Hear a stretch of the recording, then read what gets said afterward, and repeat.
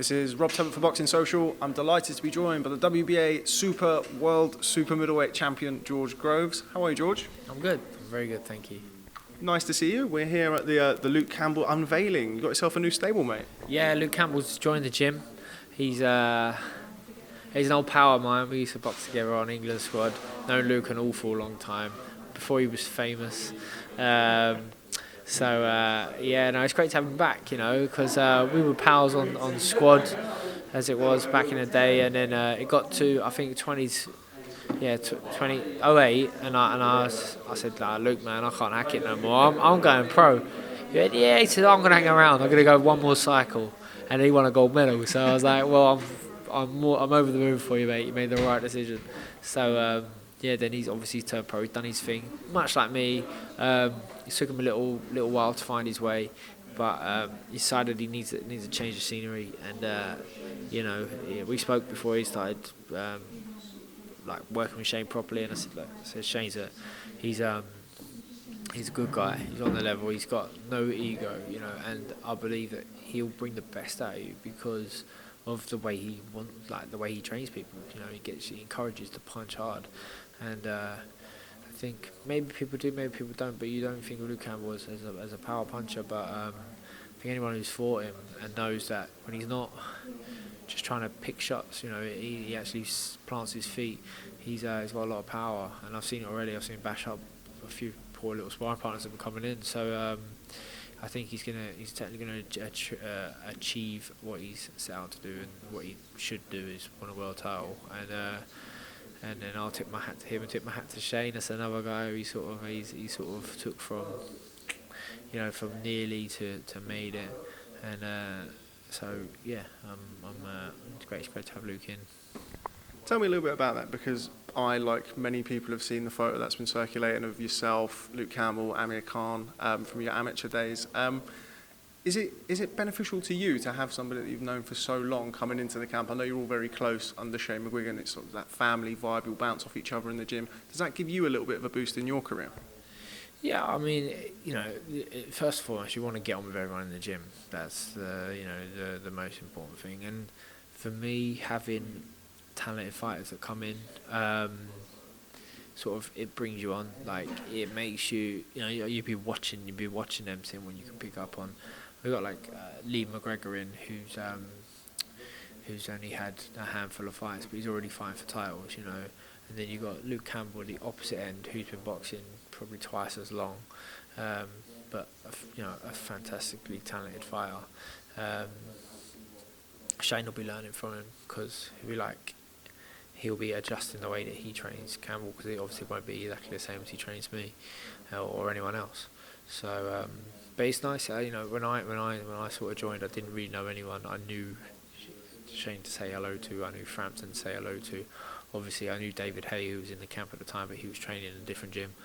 So I sort of came in, didn't really know anyone. But as long as you can fight, like any other boxing gym, if you can fight, you get people's respect, people like it, and away you go. Campbell's been much of the same. Obviously, we know he can fight. But it's nice. It's nice to have an old pal as such, in the gym, and he's doing really well. As I say, I think you can see a different Luke Campbell that we ain't seen for a while in his next outing. His first fight with Shane, I think, is going to be a big one. I'm not sure exactly who it is and where it is or anything like that. I'm not even sure if he knows or he's announced it. I haven't asked, but he's there'll be just little tweaks that are being done, and I think he's on board with it, Campbell. From what I've seen, I think they're the right things, and as long as he believes it, lives it, we'll see it. As you mentioned, you're sort of in a similar place, or you were in a similar place when you joined Shane, as Luke finds himself now. So on the back of the loss to Badu Jack, Luke's coming off the back of his loss to Jorge Linares. What do you think Shane will be able to do for Luke?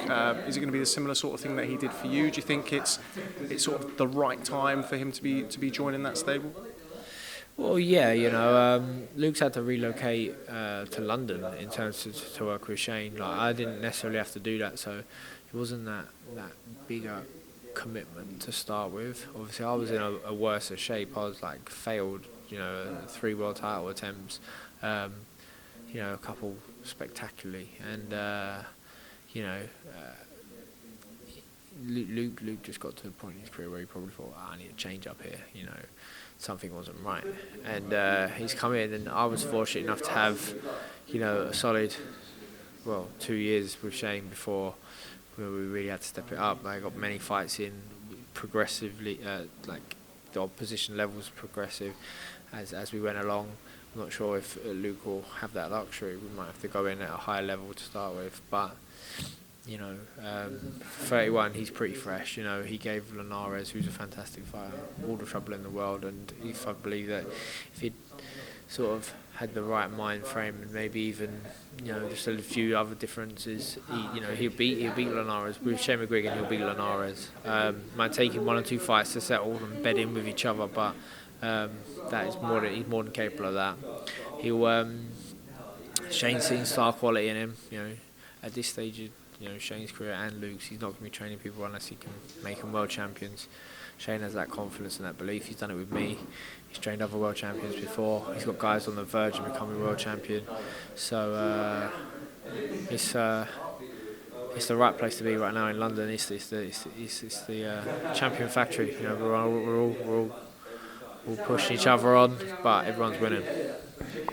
Now, last time I saw you was in Glasgow for Josh Taylor's fight week against Victor Postol. At the time, didn't really know what was going on with yourself, didn't have yourself a fight date, didn't have yourself a fight venue. Those things have now been cleared up. Just your thoughts on your final of the World Boxing Super Series bout with Callum Smith and the location, Jeddah. Pack your sunblock, George. Yeah, I'm excited to have a date. Obviously, it's nice to have a date. You have to have a date. At our level, you need to have a solid amount of time to work towards a specific date. We're that way inclined. So to have that is great. It's a date that suits me and that I can work towards and be in tip-top condition. Come to Jeddah. Obviously, I'd like to have been in the UK. I thought it would have been in the UK because it's 2 UK fighters, but they've gone with Jeddah. It's out of our control. So we can't pick and choose where we fight. We can just we just have to go with it, and that's what was explained to us when we all signed up. So they've decided to go with Jeddah. We're going Jeddah. So be it. But luckily enough, I think it's one of them places that if you've got a friend or someone who knows someone, they can look after you, take care of you, stuff like that. So we got a few.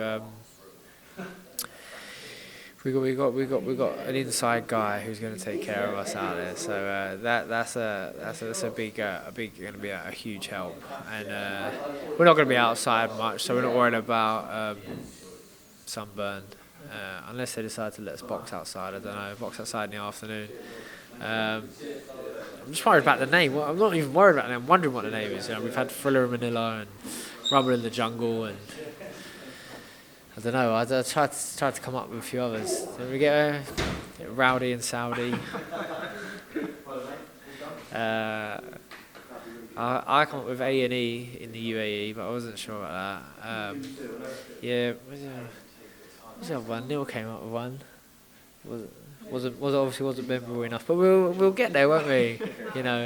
It won't be Jeddah for the cheddar. It won't be that. But we'll have to wait and see. Something we'll come up with. I think that's the fans can decide. Whoever's coming gets to name it. I quite like Jeddah for the cheddar. But anyway, was it ever frustrating?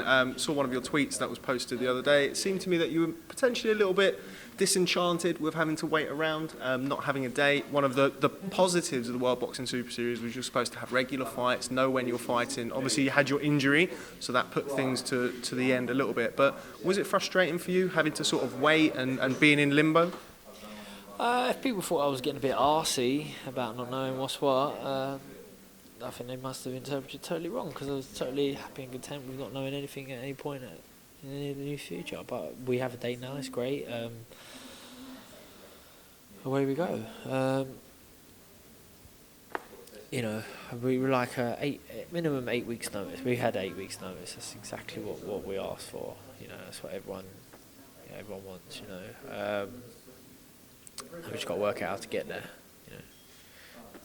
sure it ain't too tough. It'd be a brand new thing for the tournament, you know. Not sure if we're going to have ring card girls because they made a real big splash about having their own little squad tournament. You know, it's lots of promoting. You see lots of pictures of Callum Smith sort of posing with the girls and stuff like that. So not sure if they're out there or there's any other differences. Jeddah, it's a new territory. I've never been. I don't know too many people that have been there. I know there's a lot of sort of red tape to get through. They're a very strict country, lots of strict rules. So, but we're out there to box. They want us out there to box. So, looking forward to breaking down new barriers. It might become a hotbed of future boxing. You know, might have at least 1 or 2 pay-per-view shows out there a year. It might be the go-to place for, as I say, for boxing fans. But let's wait and see. I don't know. Wait and see. The reason why it was delayed, obviously, was because of your injury against Chris Eubank Jr. Last time I caught up with you and Shane, you said that you were going under new physiotherapy. An assumption? What assumption? That it was delayed for my injury. Would you like to clear that up for me then, if it's an assumption? Well, it might have been my injury. It might not have been. It might have been Callum Smith. If it was because of my injury, I would have been replaced, wouldn't I, with Chris Eubank Jr. So I wasn't. If it was to do with my injury, they would have announced a delay straight away, wouldn't they? Like they did with Usyk. When Usyk's elbow got injured, they instantly announced that they're going to postpone for the final. So I think it could be an assumption. Who knows why it took them so long to get a deal together? They might have thought I wasn't fit to fight. Callum Smith might have not been fit to fight. They might have thought about doing a final against, Chris Eubank Jr. versus Rocky Fielding, and then thought, without the world title that he's just recently won. So they might have thought that's not going to work so well. So let's just put it on the back burner, sort some other stuff out, and get the job done. So yeah, I need to nip that in the bud.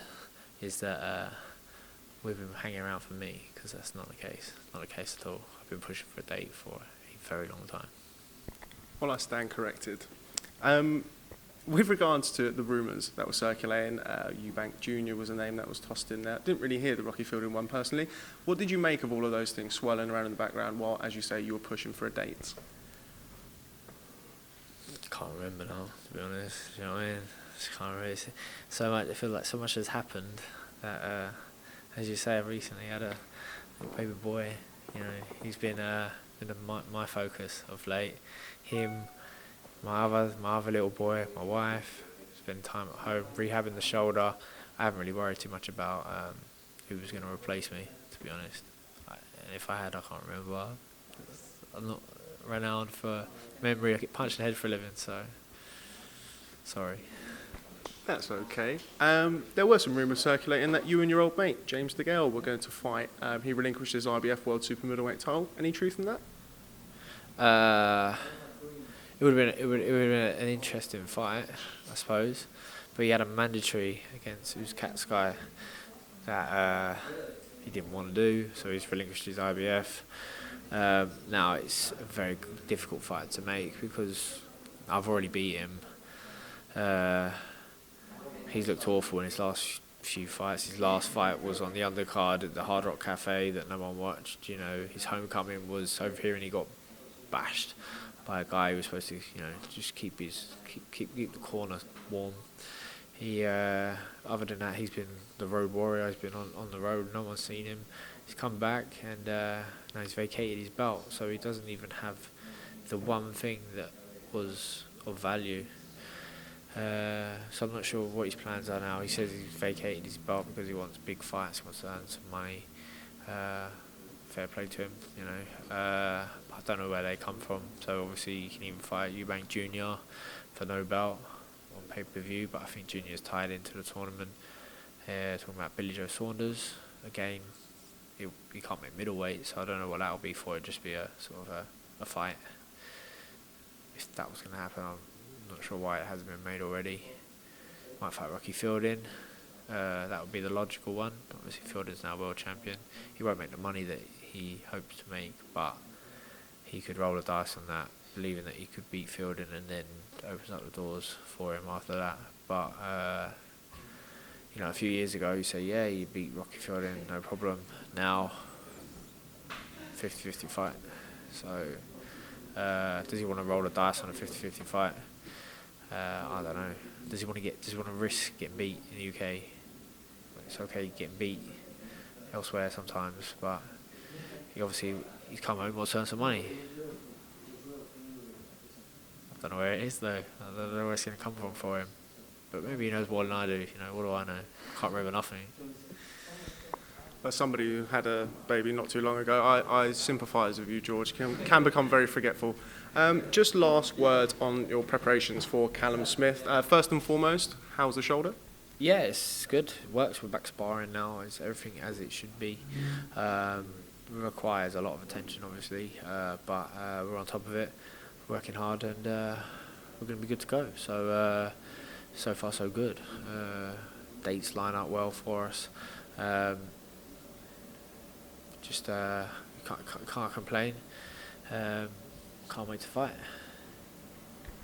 Shane told me that it's a more difficult fight than Chris Eubank Jr. You agree with that? Yeah, I say so. I mean, Chris Eubank Jr. It was hyped up, but the fundamentals were very easy. Callum Smith is a totally different prospect because he's so tall. He's a big lump. He's arguably too big for the weight. That might be why he sort of fades and has large spells of the fight where he switches off. But he's the sort of opponent where you want your left arm, your jab arm to be firing. So mine will be come fight night. But I've got experience boxing with Smith. So obviously I boxed his brother all them years ago. Beat his brother. Callum, different size, but he stands tall. He fights like an inside guy, but he's got height and reach. So that's where he's had his success, I believe. But we got a formula to beating him well. I think once I hit him on the chin, he's going to know that he's in a fight that harder than he's ever been in before, and I look forward to it. Can't wait to get in there and get the job done. Just lastly, George, World Boxing Super Series final. When all of these rumours were going around, I appreciate that you weren't privy to any of them, and I understand that. As somebody who's sort of been through the mill media-wise, you've had an interesting career in the media throughout your time. It seemed to me that on Twitter and sort of the boxing fraternity, everyone was desperate to have you in the final. Everyone was sort of blacklisting the final. If George Groves isn't in it, then we don't want to watch it. That sort of thing. Did any of that catch your ear, or did any of that sort of be made apparent to you? And how did it feel to have people really sort of pouring out to say that we want George Groves in the final, George Groves is the number one? That must have been nice as somebody who has sort of played the bad guy in the earlier stages of your career, and obviously you're now a different person. But what was that like for you? No, it was nice. It was nice to have people that were, that wanted the final. That was the final. Wanted to see me in it. They'd seen me go against the experts and beat Eubank Jr., dismantle him, just absolutely dominate him. And on the downside for me was that my shoulder popped out in the last round, added a bit of excitement for the tournament, but no one wanted that to be at the expense of me being in the final, so they wanted me to have enough time to get ready. I don't know whether that had was poignant enough to have a definitive factor in the decision in the end or not, but I'm just happy to be in the final, to be honest, and it's nice to get people on side. Okay, well, George Groves, thanks very much for speaking to Boxing Social. As a boxing fan, I'm very pleased to see you in the final. I'm not going to be there in Jeddah. It's a little bit too far for me. I don't have enough cheddar. Thanks very much for speaking to Boxing Social. Look forward to catching up with you soon. Oh, nice one. Thanks. Cheers, man.